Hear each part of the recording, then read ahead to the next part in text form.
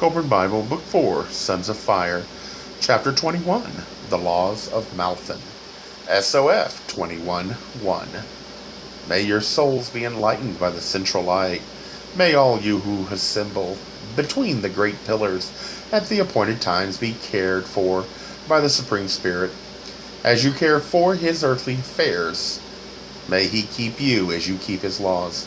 May you receive the grace of enlightenment from the center of the sacred circle, and may an eternal fountain open for you, from which your souls may drink and be refreshed. May you receive the gift of everlasting regeneration. SOF 21:2.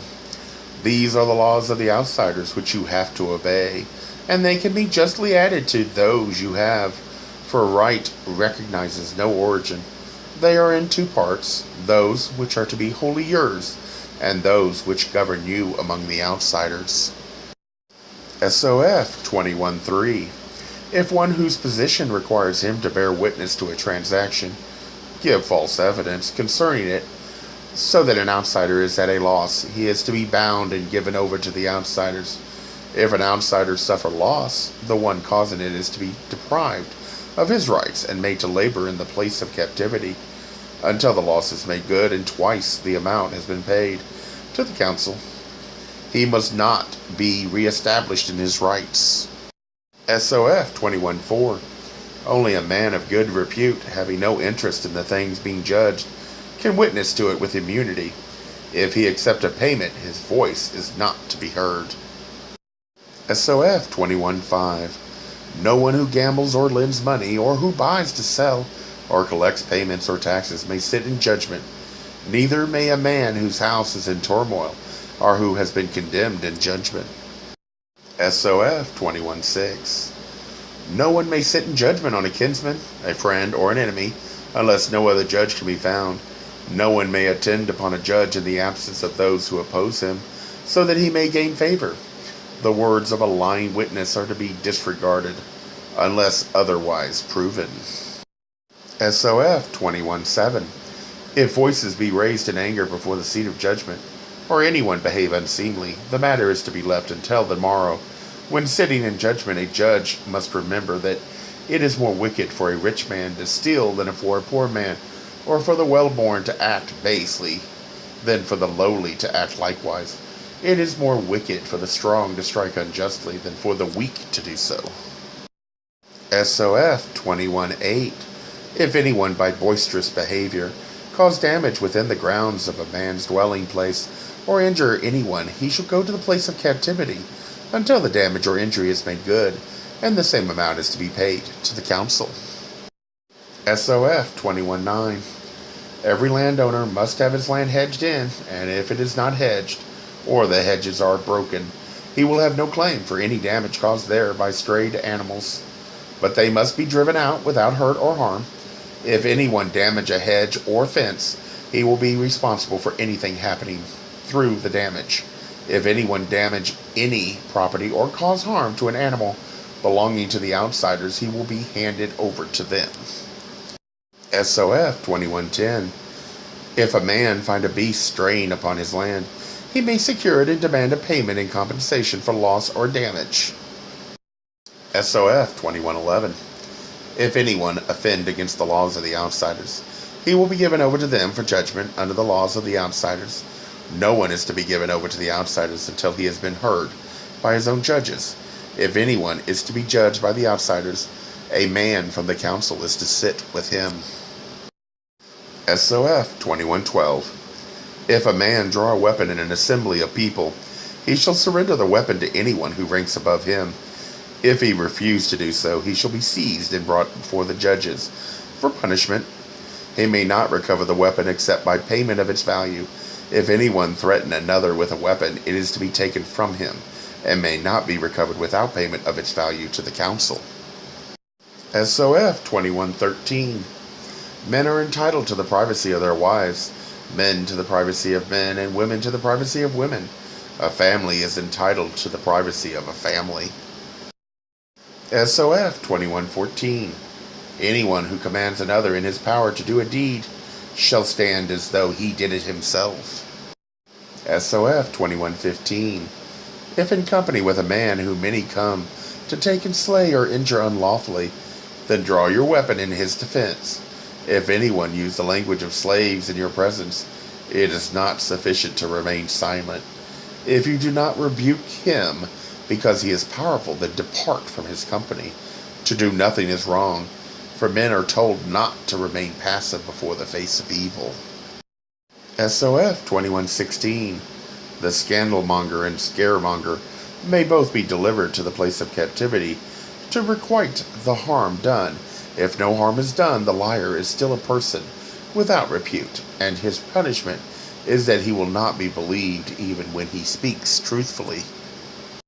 SOF 21:17.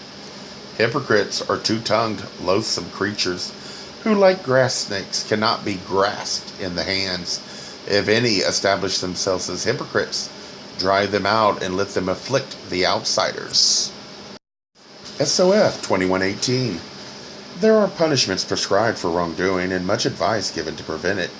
Punishment is only acknowledgement of failure. Wrongdoing arises from failure to deal with weakness.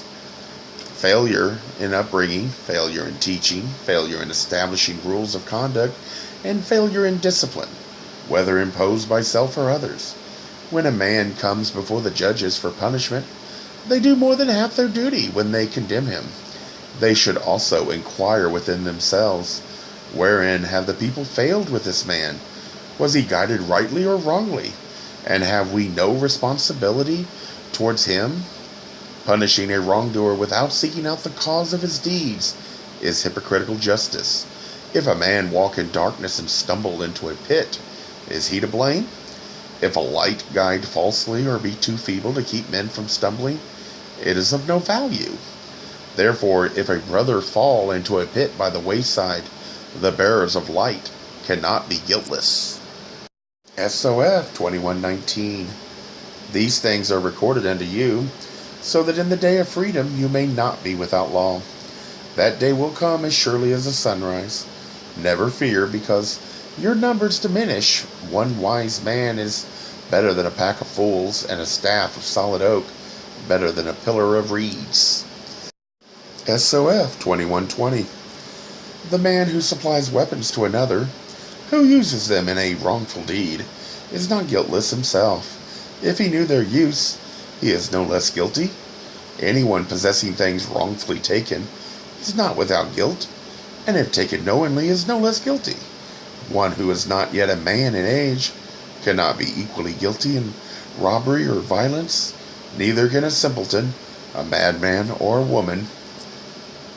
SOF 21:21. If anyone bind another unlawfully, or cause anyone to lose his freedom, he shall requite the harm done, and may be delivered to the place of captivity. Everyone has the right to solitude and privacy, and those who deny him it are not without guilt. If anyone destroy the hair of a woman, he must requite the harm to the limit of fullness. SOF 21:22. If anyone come upon a thief at his deed, or upon someone about an unlawful deed, and slay or injure him, because of his resistance, no wrong is done. If he submit to capture and is slain or injured unlawfully, those who do the deed must bear the guilt. If a man come upon his wife in adultery and slay both, he has done no wrong. If a man come upon another dealing wrongfully with his son or daughter, or another child, and he slay him, he has done no wrong. If a man slay a thief in the night, or one who seeks to injure him, he does no wrong. If a man find another with his wife behind bolted doors and slay the man, he has done no wrong. If he come upon them in a secret place and slay the man, he has done no wrong. If a man commit a deed unlawfully in lust, so that he may be lawfully slain, he may be castrated instead. If a man lay his hand in any way upon a virgin without her consent, he is not guiltless. SOF 21:23. If two men quarrel and one bear insult with forbearance, the other must requite him for the insult. A brother, a father, or a son coming upon his kinswoman in adultery or behind bolted doors is to stand as though he were her husband. SOF 21:24. If a man slay another who provoked him in fair contest, he does so in self-defense. The guilt of a deed done while drunk is not lessened. If anyone become drunk so that he cannot stand upon a stool, he is not guiltless. SOF 2125.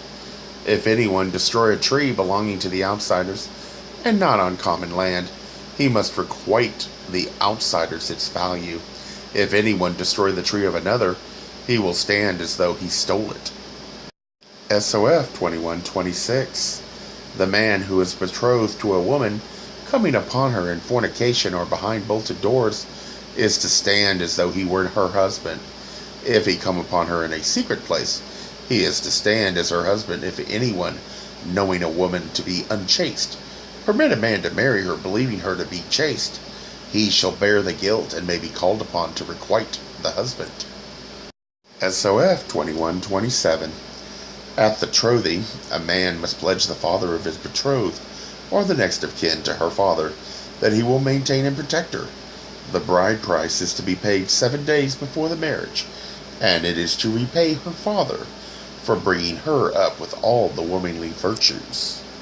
SOF 2128. Marriage by deceit or force is not valid. It does not bind the victim, but binds the other in every way, as though married. If a man marry a woman by deceit, he is not guiltless, and must requite the wrong. If a man marry by force, and she was a virgin, he is to stand as though there were no marriage, but the woman has all the rights of a wife against his possessions. SOF 2129. A husband may punish his wife for these things, transgressing the law, without being punished by the law: talking freely with men while her husband is absent, cursing her husband or his house, cursing her own house, talking loudly so that her voice carries to the habitation of another, for slander and gossip, for lewdness or immodesty, for betraying him in her talk, for being slothful or neglecting his children. SOF 2130. A wife is not wholly delivered into the hands of her husband, and he must provide all things for her well-being, and treat her with affection and consideration. He is to be tolerant of her shortcomings, and overlook her frailty as a woman. A man has a duty to see that an adulterous wife is dealt with. SOF 2131.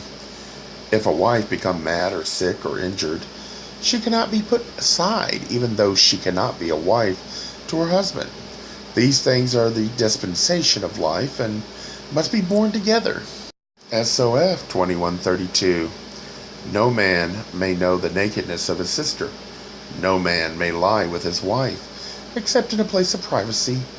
No one is to permit a madman or a woman, a child or a simpleton, to slay a beast, but a bird may be slain by a woman for food. The one who permits the deed is not guiltless. SOF 2133. If the head is unclean, it will lead to blindness. If the garments worn are unclean, it will lead to madness. If the body is unclean, it will lead to sores and sickness. SOF 2134. Eat to fill a third part of the stomach. Drink to fill a third part and leave the rest empty. Eat only when hungry, and drink only when thirsty. Always sit to eat, taking 2 meals each day and 3 on the 7th day. Do not overeat or oversleep, for body rust is not an unreal thing. SOF 2135.